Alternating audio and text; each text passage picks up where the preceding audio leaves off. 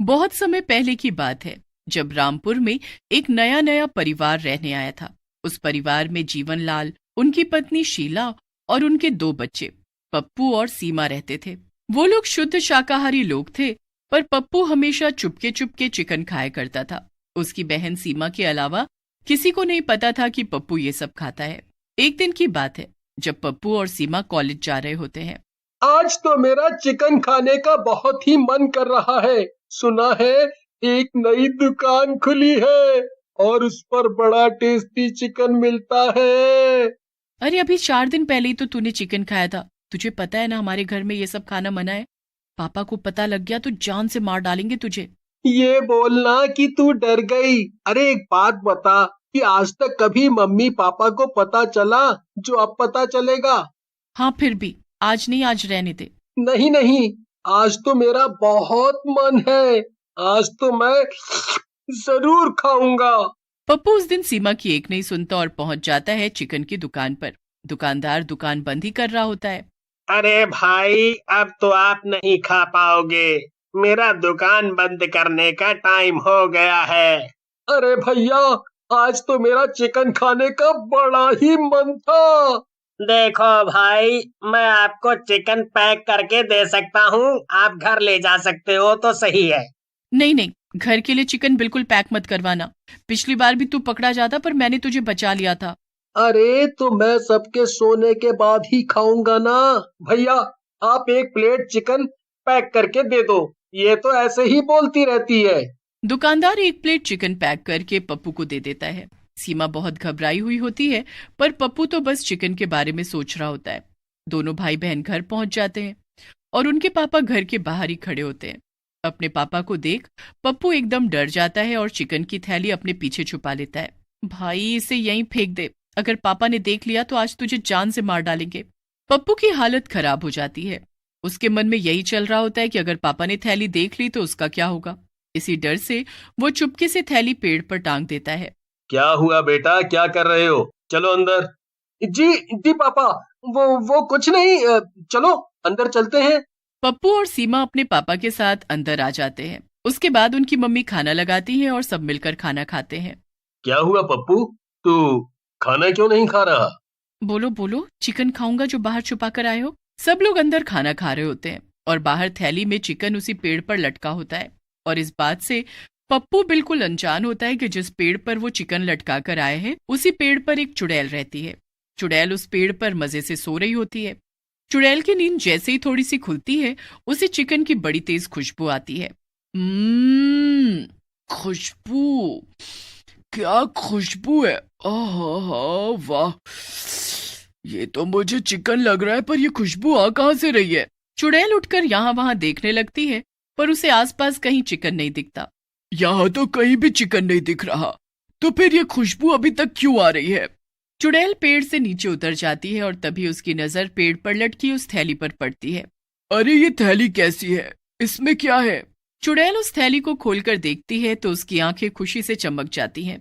चुड़ैल फटाफट थैली लेकर पेड़ पर चढ़ जाती है और मजे से चिकन खाने लगती है। अरे वाह, कितना स्वादिष्ट चिकन है ये तो। ऐसा चिकन तो मैंने आज तक नहीं खाया। मजा ही आ गया चिकन खाकर। चुड़ैल चटकारे लेकर पूरा चिकन खा जाती है। उसको वो चिकन बड़ा ही स्वादिष्ट लगता है। इतना सारा चिकन खाकर भी उसका पेट नहीं भरता और उसका मन और ज्यादा चिकन खाने का करता है। वो पेड़ पर बैठी डकार ले ही रही होती है कि इतने में वहां पप्पू अपनी चिकन की थैली ढूंढता हुआ आ जाता है। मेरी चिकन की थैली कहाँ गई? मैं तो यहीं लटका कर गया था। अच्छा, तो वो चिकन इस लड़के का था। इसको तो पता भी नहीं है कि इसका सारा चिकन मैं खा गई। आखिर यहाँ से थैली गायब कैसे हो सकती है? खैर जो भी है, पापा की वजह से आज मैं चिकन नहीं खा पाया। अच्छा। पप्पू उदास होकर वहां से चला जाता है। उस रात तो पप्पू को भूखा ही सोना पड़ता है, पर चुड़ैल बड़ी खुश होती है। उसे तो उस चिकन का स्वाद मुंह लग जाता है। अब हर दिन चुड़ैल पप्पू के आने का इंतजार करती है कि वो चिकन की थैली वहां छोड़कर जाएगा। कितनी बार चुड़ैल पप्पू की चिकन की थैली गायब कर जाती है, पर फिर काफी दिनों तक ऐसा नहीं हो पाता। चुड़ैल इस बात से बड़े ही गुस्से में आ जाती है। मुझे चिकन खाना है, इस लड़के के भरोसे तो लगता है मैं ऐसी ही रह जाऊंगी। मुझे पता लगाना होगा कि ये चिकन लेकर कहाँ से आता है। अब मुझे खुद ही जाकर ढूंढना पड़ेगा। एक दिन चुड़ैल पप्पू के पीछे लग जाती है और उस चिकन की दुकान पर पहुंच जाती है। जब दुकानदार दुकान बंद करके चला जाता है तो चुड़ैल दुकान में घुस जाती है। वहां इतना सारा चिकन बचा पड़ा होता है जिसे देखकर चुड़ैल की जीभ लपलपाने लगती है। अरे वाह, इतना सारा चिकन! लगता है आज मेरा पेट भरेगा। समझ ही नहीं आ रहा कि कहां से खाना शुरू करूं। एक काम करती हूँ, ये बिरयानी खाती हूँ पहले। चुड़ैल सबसे पहले बिरयानी खाती है और फिर उसके बाद तंदूरी चिकन खाती है। इतना सारा खाना खाने के बाद भी चुड़ैल का पेट नहीं भरता और वो सारा का सारा चिकन एकदम साफ कर देती है। चिकन खाने के बाद वो अपने पेड़ पर आराम से जाकर सो जाती है। अब अगले दिन जब दुकानदार दुकान खोलता है तो सारा चिकन गायब देखकर बड़ा हैरान होता है।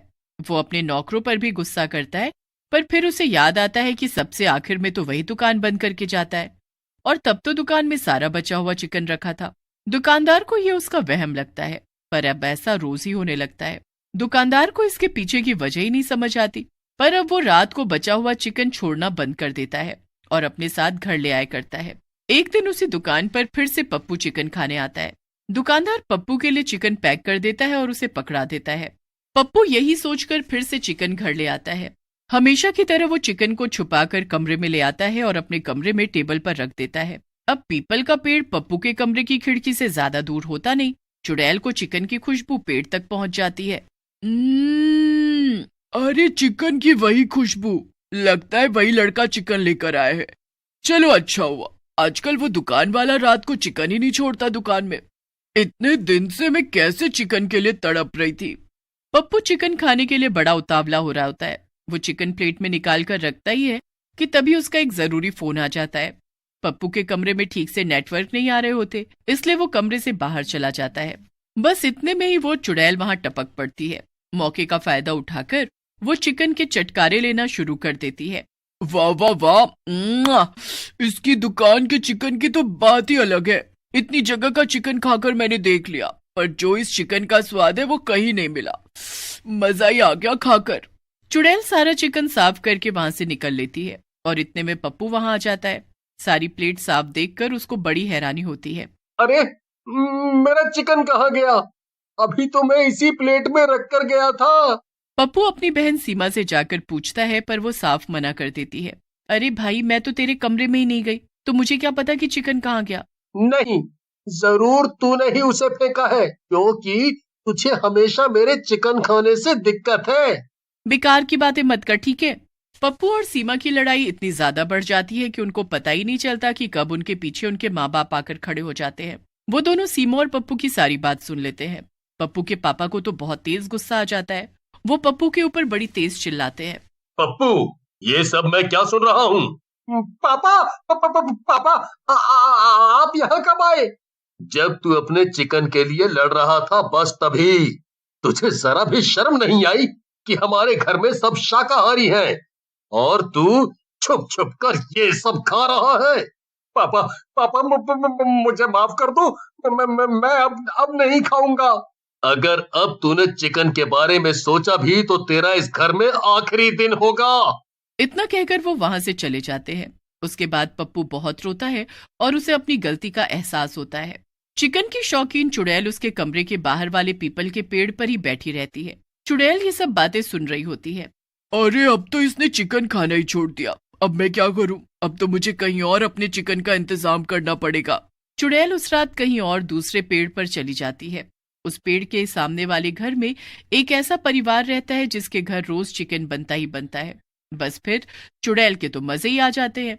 बस फिर चुड़ैल मजे से चिकन खाती है और वहीं रहती है।